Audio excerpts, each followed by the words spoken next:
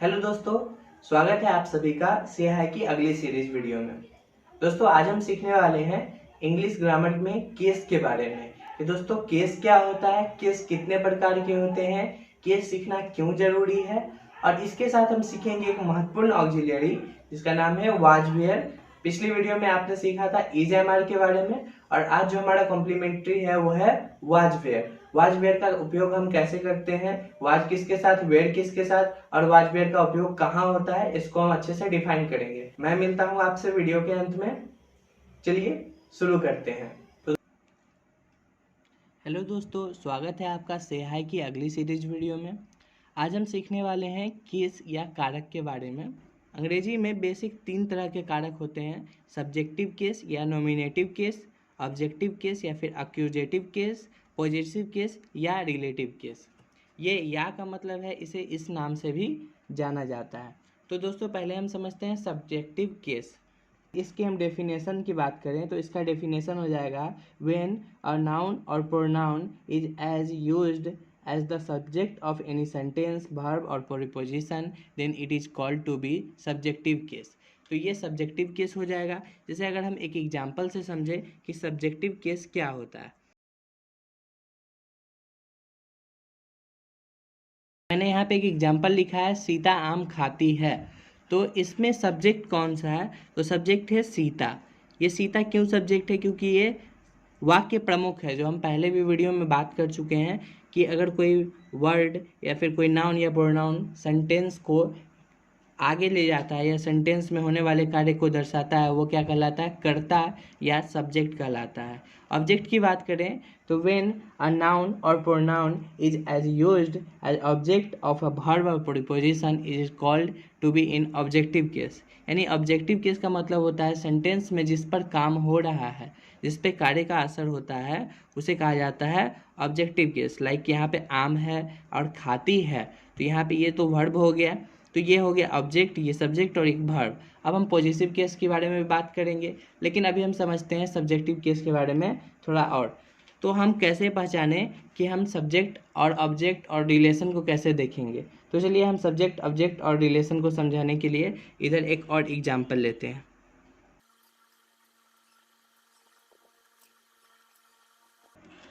तो मैंने यहाँ पे एक सेंटेंस लिखा है, मोहन ने गीता को मेरी कलम बेची। अब इसमें हम सब्जेक्ट ऑब्जेक्ट को डिफाइन करते हैं। तो इसमें सब्जेक्ट यहाँ पे मोहन है और ऑब्जेक्ट किसे बेची, तो यहाँ पे गीता ऑब्जेक्ट है, क्या बेची, तो कलम बेची। और यहाँ पे 2 ऑब्जेक्ट हो गए। तो अभी हम इस 2 ऑब्जेक्ट को यहाँ पे देखेंगे कि ये दोनों ऑब्जेक्ट क्या है और ये दोनों ऑब्जेक्ट कैसे हो गए, एक सेंटेंस में 2 ऑब्जेक्ट क्यों है।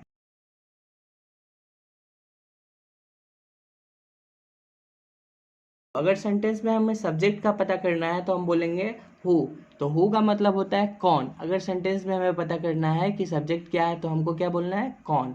और अगर ऑब्जेक्ट पता करना है तो यहाँ पे मैंने 2 लिखा है, हुम और व्हाट, यानी किसको और क्या।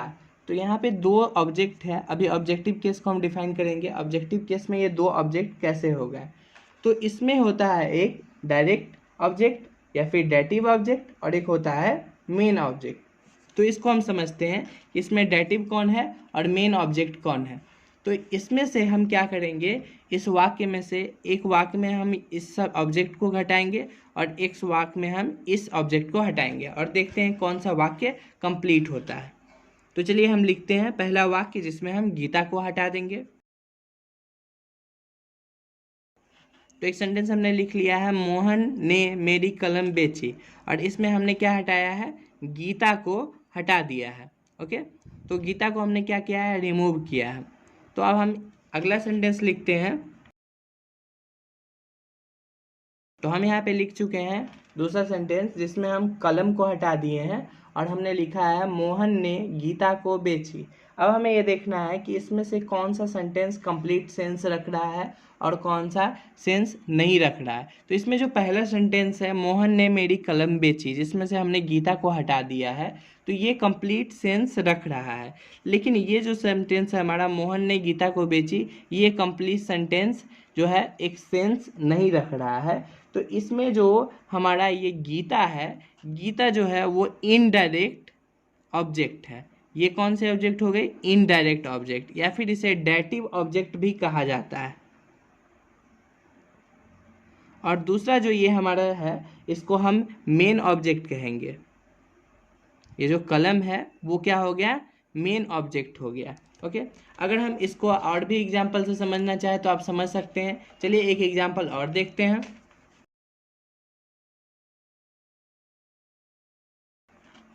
तो एक सेंटेंस हम लिख चुके हैं, राम ने मोहन को आम दिया।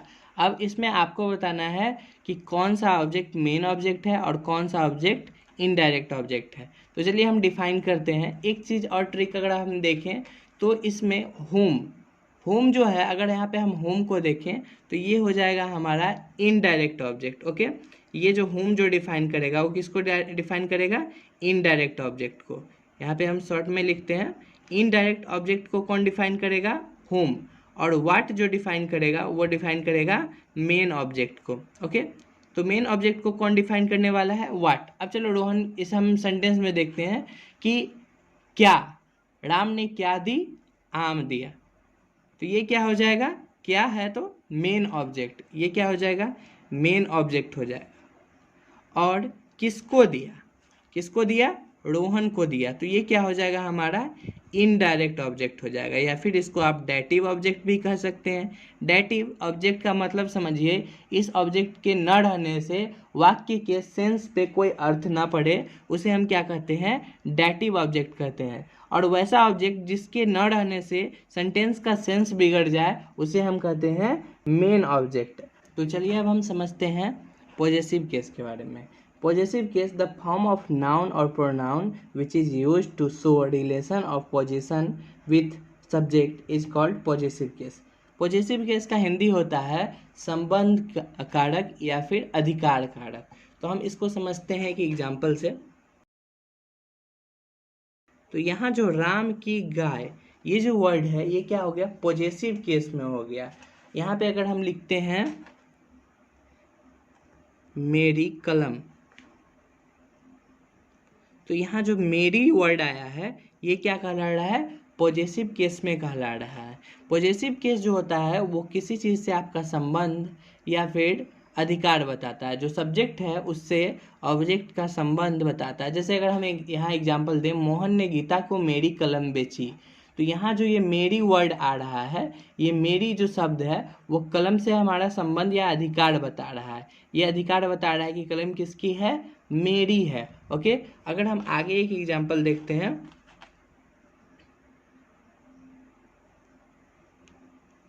तुम्हारी गाड़ी। तो ये जो तुम्हारी वर्ड है ये यूज हो रहा है गाड़ी से आपका रिलेशन, आपका अधिकार बताने के लिए। जैसे उनका भाई, उनका भाई, अब ये क्या कहला रहा है? उसका रिलेशन बता रहा है कि उसका भाई। ओके, तो अब आगे हम समझते हैं कि इन तीनों केस को हम कैसे डिफाइन करते हैं। एक चीज़ ध्यान रखेंगे दोस्तों कि जो हमारा नाउन होता है, नाउन का रिलेटिव केस अपॉस्ट्रोफी एस या फिर ऑफ लगा के बनाया जाता है, लेकिन जो हमारा प्रोनाउन होता है, प्रोनाउन का सारे का अलग अलग केस होता है। तो चलिए हम फटाफट केस को लिखते हैं और आगे आपको समझाते हैं। पहला होगा नॉमिनेटिव केस, दूसरा रिलेटिव या फिर पॉजिटिव केस, और तीसरा होगा ऑब्जेक्टिव केस।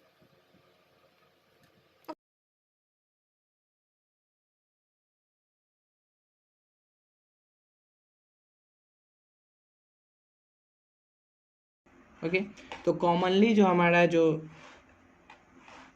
प्रोनाउन होता है वो इतना ही यूज होता है, इसको आपको याद कर लेना है। अब इसे हमें याद कैसे करना है? I, my, me, you, your, you, we, our, us, they, their, them, he, his, him, she, her, it, its, it. अब आप इसे रट के याद करो या फिर आप समझ के याद करो, ये आपको याद करना है। ये ध्यान रखें कि ये जो है ये सब्जेक्ट के रूप में जहाँ पे भी यूज करना है यही यूज होगा, रिलेशन के रूप में आपका रिलेटिव केस के रूप में यही यूज होगा, और ऑब्जेक्टिव केस के रूप में ये यूज होने वाला है। जैसे अगर हम एक सेंटेंस लेते हैं और उसको हम समझते हैं,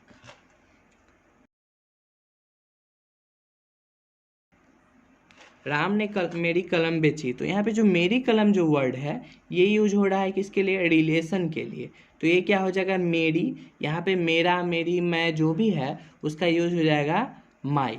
यहाँ क्या यूज होगा इसके लिए, माई पेन। ओके, अब चलिए हम एक सेंटेंस लेते हैं जिसमें ये तीनों केस होगा। ओके,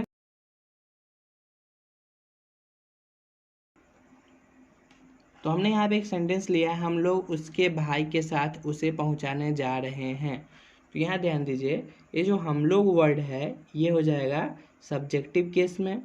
उसके भाई, तो यहाँ पे जो हिज ब्रदर लिखा जाएगा, ये जो उसके वर्ड है ये हो जा रहा है रिलेटिव केस में।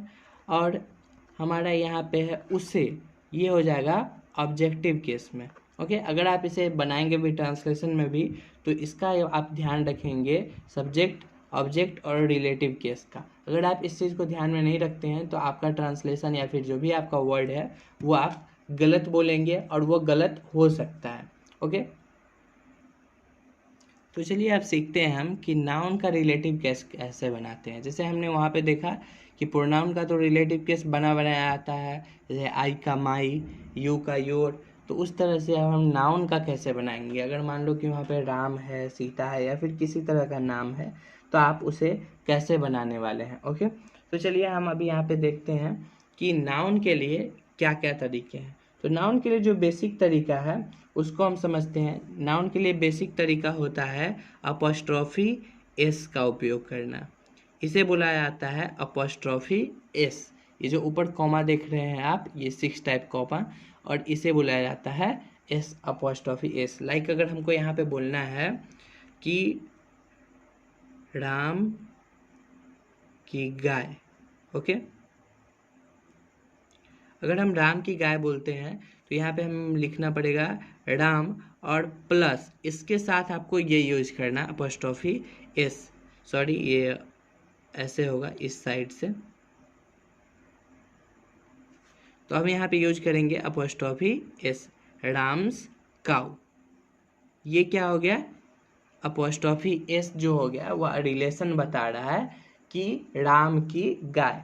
लेकिन ध्यान रखिएगा ये अपॉस्ट्रोफी एस जो है उसका यूज किया जाता है नाउन के साथ। ठीक है, ये सिंगुलर नाउन और लिविंग थिंग होना चाहिए, यानी कि जिंदा वस्तु होनी चाहिए। ओके, ये सिंगुलर नाउन या लिविंग थिंग के साथ यूज होगा। काउज मिल्क, तो इसका क्या मतलब होगा, गाय का दूध। ठीक है, उसी तरह से आगे आप इसका बना सकते हैं, जैसे कि बकरी की पूंछ, तो आप बना सकते हैं यहाँ पे GOATS, ये स्पेलिंग होता है ना, गॉड्स। ओके, और टेल, ये क्या हो गया, बकरी की पूंछ। आप आगे और बना सकते हैं, जैसे कि किसी भी चीज़ का आपको रिलेशन बनाना हो, रोहित पेन, तो इसका क्या मतलब हो गया, रोहित का कलम। लेकिन इसको समझने के लिए हम अपॉस्ट्रोफी एस पे एक अलग वीडियो बनाएंगे, उसको हम उसमें समझने वाले हैं। अब हम समझते हैं वाज वेयर के बारे में, एक ऑक्सिलियरी जिसका उपयोग आज हमें करना है।